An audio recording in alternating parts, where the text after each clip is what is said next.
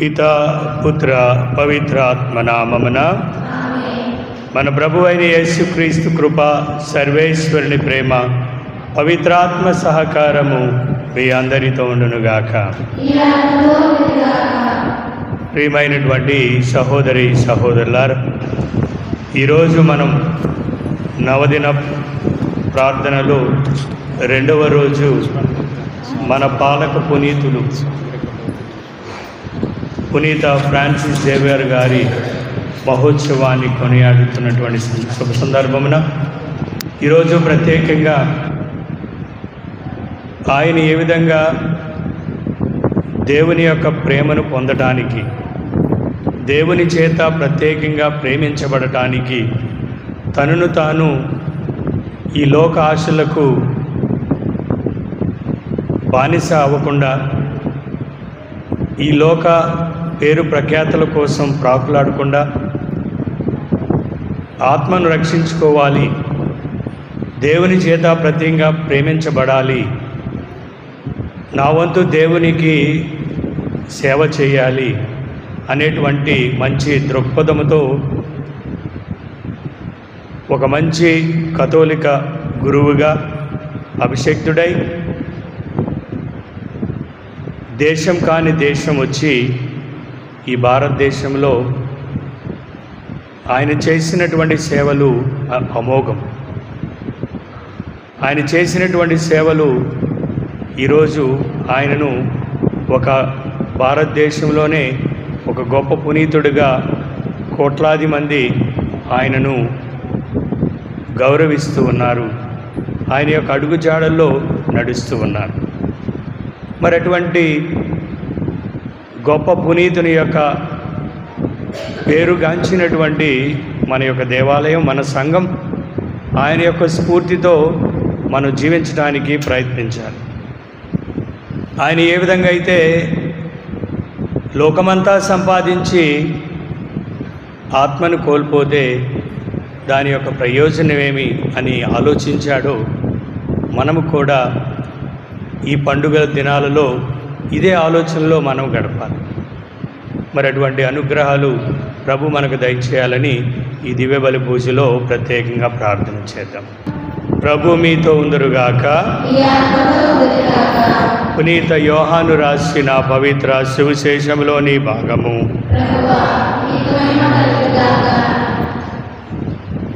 యోహాను సువార్త 14వ అధ్యాయము 21వ వచనం నుండి 26వ వచనం వరకు. యోహాను సువార్త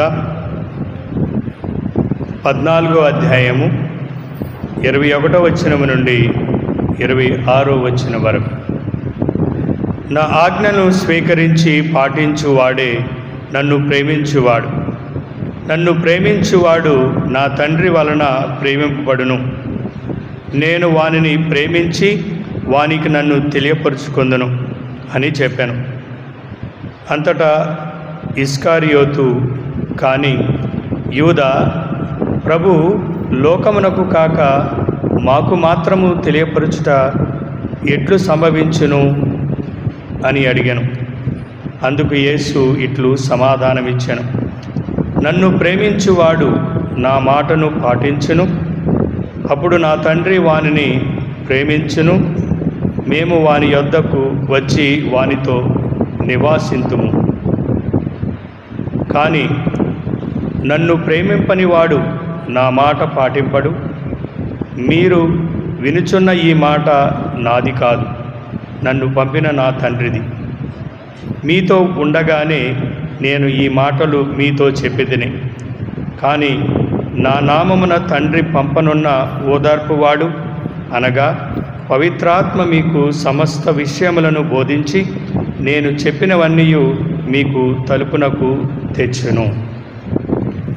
ఇది క్రీస్తు సువిశేషము. Praise the lord. Praise the lord. Praise praise praise the lord. Hallelujah. Hallelujah. తండ్రి వందనం, తండ్రి స్తోత్రం, తండ్రి ఆరాధన, తండ్రి మహిమ, Praise the Lord. Praise, praise, praise the Lord. యేసు రాజా వందనం. యేసు రాజా స్తోత్రం. యేసు రాజా ఆరాధన. యేసు రాజా మహిమ. Praise the Lord. Praise, praise, praise the Lord. ఆత్మదేవా వందనం. ఆత్మదేవా స్తోత్రం. ఆత్మదేవా ఆరాధన. ఆత్మదేవా మహిమ. Praise the Lord. Praise, praise, praise the Lord. ప్రియమైనటువంటి సహోదరి సహోదరులారా,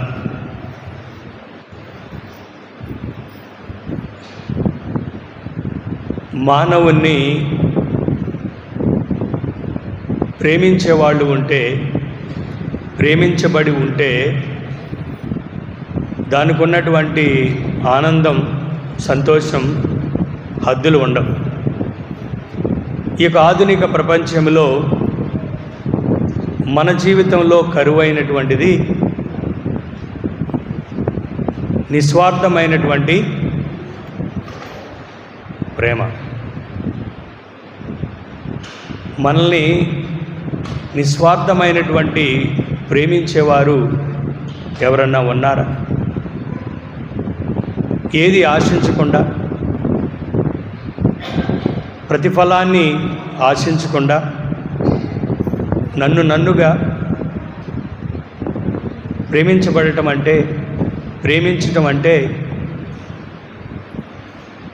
నాకు ఎంతో హద్దులు లేనటువంటి సంతోషం, ఆనందం. ప్రియమైనటువంటి సహోదరి సహోదరులారా, ఈరోజు యేసయ్య తన వాక్యంలో చెప్తూ ఉన్నారు.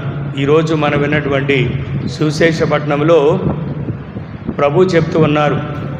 యోహాను సువార్త 14వ అధ్యాయము 21వ వచనములో, నా ఆజ్ఞలను స్వీకరించి పాటించువాడే నన్ను ప్రేమించువాడు.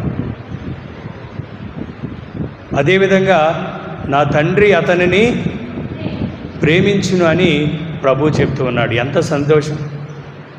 దేవుని చేత మనం ప్రేమించబడాలంటే, దేవుడే మనల్ని ప్రేమిస్తున్నాడంటే దానికి మించినటువంటి బహుమతి, దానికి మించినటువంటి ఆ విలువ ఏదన్నా ఉందా? ఏదీ లేదు. ప్రభువే చెప్తూ ఉన్నాడు, నా తండ్రి మిమ్మల్ని ప్రేమిస్తూ ఉన్నాడు, ప్రేమిస్తాడు. ఎప్పుడు ప్రేమిస్తాడు? నా ఆజ్ఞలను పాటించినట్లయితే, నా వాక్యానుగుణంగా మీరు జీవించినట్లయితే, నేను ఇచ్చినటువంటి ఆజ్ఞలను పాటించినట్లయితే తండ్రి మనల్ని ప్రేమిస్తాడు అని చెప్తూ ఉన్నాడు. మనకందరికీ తెలుసు, యోహాను సువార్త 3వ అధ్యాయం 16వ వచనంలో, దేవుడు లోకమును ఎంతో ప్రేమించాడు. చూడండి, ఎంత అంటే అంతా ఇంత కాదు. దేవుడు లోకాన్ని ఎంతో ప్రేమించాడు. హద్దులు లేవు, షరతులు లేవు. అంతగా ప్రేమిస్తూ ఉన్నాడు దేవుడు. ప్రేమిస్తూ ఉన్నాడు. ఆ ప్రేమకు ప్రతిఫలమే మనము. ఆ ప్రేమకు ప్రతిఫలమే మనం చూసేటువంటి జీవరాశులు, ఈ ప్రపంచము, ఈ యూనివర్స్ అంతా ఆయన యొక్క ప్రేమకు ప్రతిఫలం. మరి అటువంటి ప్రేమను మనం పొందాలంటే ప్రభు చెప్తూ ఉన్నాడు, నా ఆజ్ఞలను పాటించాలి. ప్రియమైనటువంటి సహోదరి సహోదరులారా, ఈ యొక్క ఆధునిక ప్రపంచంలో మన దురదృష్టవశాత్తు ఏమిటంటే, మనము నిస్వార్థమైనటువంటి ప్రేమను చవి చూడలేకపోతూ ఉన్నాం. ఐశ్వర్యము, పేరు ప్రఖ్యాతులు, ధనము, సంపద, ఇంకా ఏమైనా మనం సంపాదించుకున్నప్పటికీ మనల్ని నిస్వార్థమైనటువంటి ప్రేమ లేకపోతే మన జీవితాలు అనాథులుగానే మిగిలిపోతాం. మనం అనాథులుగానే ఉంటూ ఉన్నాం. అనాథులుగానే మనము జీవిస్తూ ఉన్నాం. ఎందుకంటే ఆ స్వచ్ఛమైనటువంటి నిస్వార్థమైనటువంటి ప్రేమ మానవులలో లేదు. ఎక్కడ చూసినా స్వార్థము, అసూయ, పగ, కక్షలు, కాఠిన్యాలు, క్రోధము, ఇతరుని దూషించాలి, ఇతరుని ద్వేషించాలి, పగలతో రెగిలిపోతున్నటువంటి ఈ సమాజంలో స్వచ్ఛమైనటువంటి నిస్వార్థమైనటువంటి ప్రేమ మనం ఎక్కడ మన జీవితంలో మనము అనుభవించలేకపోతూ ఉన్నాం. కానీ ప్రభు ఈరోజు మనందరినీ ఆహ్వానిస్తూ ఉన్నాడు. స్వచ్ఛమైనటువంటి నిస్వార్థమైనటువంటి ప్రేమ నేను ఇస్తాను, నా తండ్రితో కలిసి నేను ప్రేమిస్తూ ఉన్నాను అని ప్రభు మనకి అభయమిస్తూ ఉన్నాడు. ప్రియమైనటువంటి సహోదరుల, మరి అటువంటి అభయాన్ని గ్రహించి ఇదిగో ఈరోజు మనం మన పాలక పునీతుని యొక్క మహోత్సవాన్ని కొనియాడటానికి అవుతున్నటువంటి మనము ఈ నవదిన ప్రార్థనలో మనం ప్రార్థిస్తూ ఉన్నాము. పునీత ఫ్రాన్సిస్ జేవియర్ గారి యొక్క జీవిత విషయాల గురించి కొన్ని మనం తెలుసుకుని, మన పాలక పునీతుడు ఏ విధంగా అయితే పేరు ప్రఖ్యాతుల కోసం కాదు, ఆస్తిపాస్తుల కోసం కాదు, సంపదను కూడబెట్టుకోవటానికి కాదు, ఆయన స్వచ్ఛమైనటువంటి దేవుని యొక్క ప్రేమను పొందాలి, దేవుని చేతే నేను ప్రత్యేకంగా ప్రేమించబడాలి, నా ప్రేమను నా వంతు సమాజానికి పంచిపెట్టాలి, దేవుని యొక్క ప్రేమను చాటి చెప్పాలి, దేవుని యొక్క సామ్రాజ్యాన్ని ప్రేమతో నిండినటువంటి వ్యక్తులుగా నింపాలి అనేటువంటి ఆ దృక్పథంతో ప్రియమైనటువంటి సహోదరి సహోదరులారా, ఎంత గొప్పగా ఉన్నటువంటి కుటుంబంలో జన్మించినప్పటికీ, రాజవంశస్థులో జన్మించినటువంటి కుమారుడైనప్పటికీ, యవ్వనములో దేశానంతా సంపాదించుకోవాలి, పేరు ప్రఖ్యాతులు సంపాదించుకోవాలి, అనేకమైనటువంటి తత్వశాస్త్రాన్ని అనేకమైనటువంటి డిగ్రీలను నేను పొందాలి అనే ఉర్రూతలు ఊగినటువంటి పునీత ఫ్రాన్సిస్ జేవియర్ గారు ఆయన గ్రహించాడు. ఏమని గ్రహించాడు? ఆయన ఫ్రాన్స్ దేశంలో, స్పెయిన్ దేశంలో నోవర్ అనేటువంటి జేవియర్ అనేటువంటి గొప్ప కోటలో జన్మించాడు. రాజకుమారుడిగా జన్మించాడు. 2 కుమారులు, 2 కుమార్తెలు, 2 సహోదరులు, 2 సహోదరులు.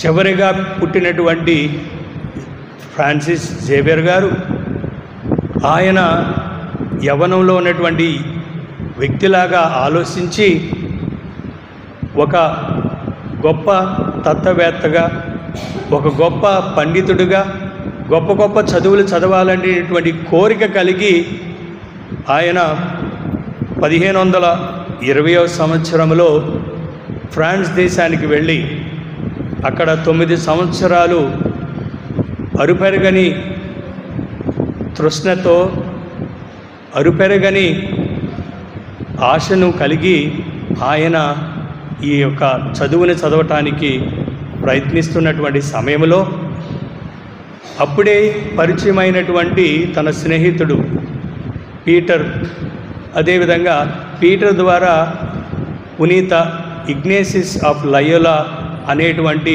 బోధ పండితుడితో పరిచయమైనప్పుడు వాళ్ళందరూ స్నేహితులుగా కలిగి మాట్లాడుకున్నటువంటి సందర్భంలో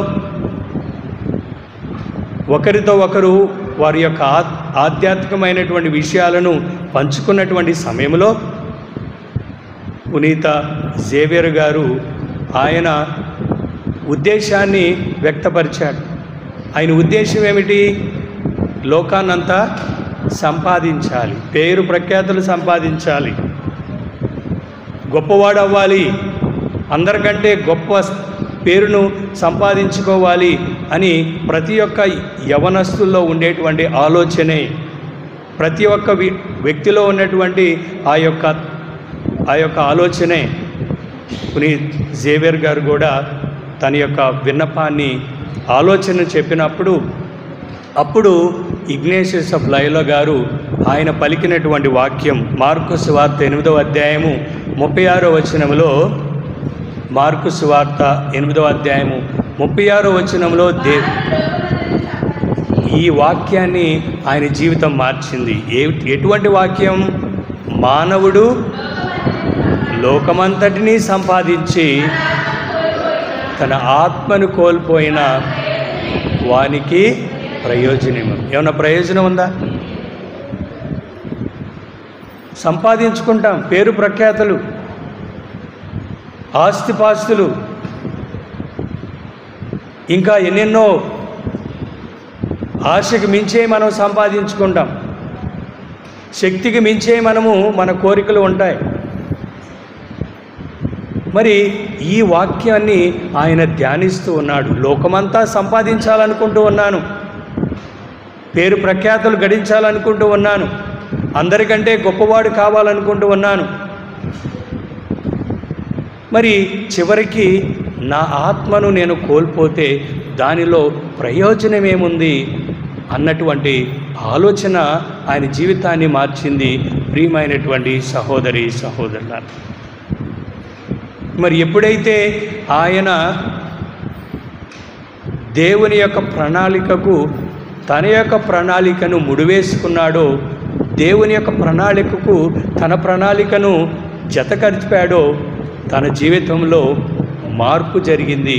ప్రియమైనటువంటి సహోదరులారా, ఈ విషయాన్ని మనం శ్రద్ధగా ధ్యానించాలి. మనలో కూడా అనేకమైనటువంటి కోరికలు, ఆశయాలు, మనలో కూడా అనేకమైనటువంటి కోరికలు రేకెత్తుతూనే ఉన్నాయి. కానీ దేవుని చిత్తం ఏమిటి? దేవుని యొక్క ప్రణాళిక ఏమిటి? నా ద్వారా దేవుడు ఏది సాధించాలనుకుంటూ ఉన్నాడు? నా యొక్క జ్ఞానస్నానం, ఈ యొక్క అభ్యంగం ద్వారా దేవునికి సొంతమైనటువంటి నేను ఏ విధంగా ఈ లోకంలో జీవించాలి, జీవించినటువంటి జీవితం ద్వారా నా ఆత్మను నేను ఏ విధంగా కాపాడుకోవాలి అని ప్రతి ఒక్కరూ ఆలోచించాలి. మన పాలక పునీతుడు ఫ్రాన్సిస్ జేవియర్ గారిలాగా అప్పుడు గ్రహించాడు, నేను దేవుణ్ణి ప్రేమించాలి, నేను దేవుని చేత ప్రేమించబడుతూ ఉన్నాను, నన్ను దేవుడు ఎంతగానో ప్రేమించాడు, దేవునికి నా మీద ఎన్నో ప్రణాళికలు ఉన్నాయి, మరి ఆయన యొక్క ప్రణాళికలకు నేను బద్ధుడై ఉండాలి, దాసుడై ఉండాలి అని గ్రహించి తన జీవితాన్ని ప్రణంగా దేవునికి అర్పించాడు. Praise the lord, praise the lord. ప్రియమైనటువంటి సహోదరి సహోదరులు, మన జీవితంలో కూడా మన దేవుని వాక్యాన్ని ధ్యానించినప్పుడు, దేవుని వాక్యాన్ని పఠించినప్పుడు, ప్రసంగాల ద్వారా విన్నప్పుడు మనలో కూడా దేవుడు అనేకమైనటువంటి ప్రేరణ కలిగిస్తాడు. మరి కలిగించినప్పుడు పునీత ఫ్రాన్సిస్ జేవియర్ గారు తన జీవితంలోకి అన్వయించుకున్నాడు. అని చెవిలో విని ఈ చెవిలో వదిలిపెట్టలేదు. మనలాగా ఈ దేవాలయంలో చెప్పిన ప్రసంగాలన్నీ బాగానే వింటాం. దేవాలయంలో ఉన్నప్పుడు బయటికి వెళ్తే చాలు మనకందరికీ మర్చిపోతాం. ప్రియమైనటువంటి సహోదరులారా, నిజమైనటువంటి కథోలికుల బిడ్డలుగా పునీత ఫ్రాన్సిస్ జేవియర్ గారి పాలక పునీతుని యొక్క అడుగుజాడల్లో మనం కూడా నడవటానికి, మన బిడ్డలను కూడా నడిపించడానికి మనం ప్రయత్నించాలి. మనలో కూడా ఆ యొక్క మార్పు ఆయన ఏ విధంగా మార్చుకున్నాడో, దేవుని యొక్క ప్రణాళిక ద్వారా అడుగులో అడుగు వేసి ఎక్కడో స్పెయిన్ దేశంలో జన్మించినటువంటి ఆయన భారతదేశానికి వచ్చాడు. వచ్చి దేవుని యొక్క సామ్రాజ్యాన్ని, దేవుని యొక్క ప్రేమను మనందరితో పంచుకున్నాడు. తద్వారా ఈరోజు మన భారతదేశంలో చాలామంది క్రీస్తు ప్రభుని విశ్వసించి ఆయనలో జ్ఞానస్నానం తీసుకుని అనేకమైనటువంటి సంఘాలు, అనేకమైనటువంటి దేవాలయాలు ఈ పాలక పునీతుని యొక్క పేరులో నిర్మించబడ్డాయంటే ఆయన దేవుని యొక్క ప్రణాళికకు తల వంచి ఈ లోకంలో ఉన్నటువంటి ఆస్తిపాస్తులు కాదు, పేరు ప్రఖ్యాతులు కాదు, నేను ఎంత చదువుకున్నా ఎన్ని డిగ్రీలు కాదు నన్ను రక్షించేది. నా ఆత్మను రక్షించుకోవాలంటే నన్ను నేను నా దేవునికి అర్పించుకోవాలి, నన్ను నేను దేవుని చేత ప్రేమించబడాలి అని ఆయన చేసినటువంటి త్యాగాన్ని మనము మన జీవితంలోకి అన్వయించుకుని జీవించాలి. రెండో విషయం, ప్రియమైనటువంటి సహోదరులారా, ప్రభు చెప్తూ ఉన్నాడు, ప్రేమించినటువంటి వారు, ఆయన మాటను ధిక్కరించినటువంటి వారు, చూడండి 14వ అధ్యాయము 24వ వచనం, కానీ నన్ను ప్రేమింపని వాడు